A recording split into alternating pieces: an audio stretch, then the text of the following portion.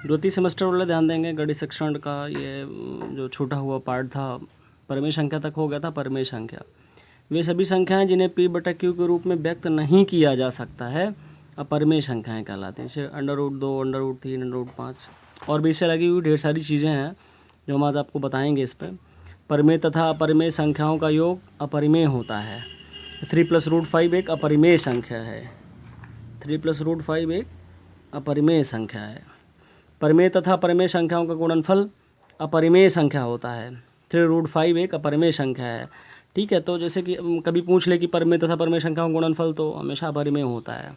दो परिमेय संख्याओं के बीच असंख्य परिमेय संख्याएं हो सकती हैं, इनका कोई अंत नहीं होता। जैसे 2/3 तथा 3/4 के बीच असंख्य संख्याएं हैं। जैसे कैसे है ये पता करते हैं। जैसे 1/2 है और फिर हमने लिखा है 2/3 + 3/4, तो 3 और 4 का एलसीएम लिया 12 हो गया, और 3 चौके 12, 2 चौके 8 हो गया, और 4 3 12, 3 3 9 हो गया। तो 8 9 17/12, देखिए ये बन गया 17/24। इस प्रकार करके हम संख्या को बना सकते हैं।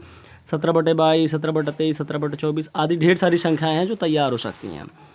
आइए अगली चर्चा करते हैं। दो परिमेय संख्याओं को जोड़ने पर सदैव परिमेय संख्याएं ही प्राप्त होती हैं। जैसे a, b, c, d कोई 4 पूर्णांक हैं तथा b व d में से किसी का भी मान शून्य नहीं है, तो a बटा b + c बटा d सदैव एक परिमेय संख्याएं होंगी।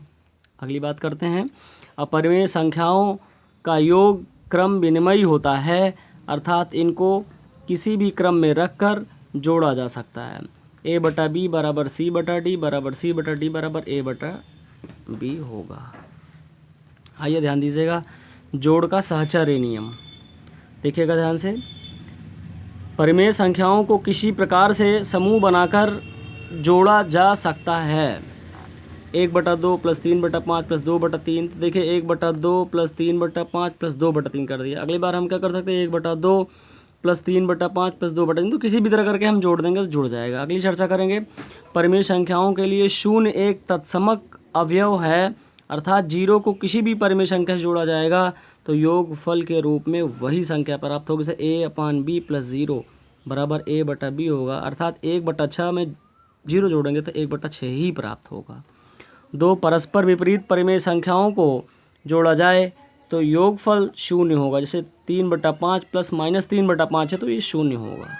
ध्यान दीजिएगा, परीक्षा में पूछा करता है। यदि दो परिमेय संख्याओं का गुणनफल 1 हो तो उनमें से एक दूसरे की व्युत्क्रम होती है। यदि दो परिमेय संख्याओं का गुणनफल 1 हो तो उनमें से प्रत्येक एक दूसरे की व्युत्क्रम होगी। जैसे कि a/b × b/a बराबर 1।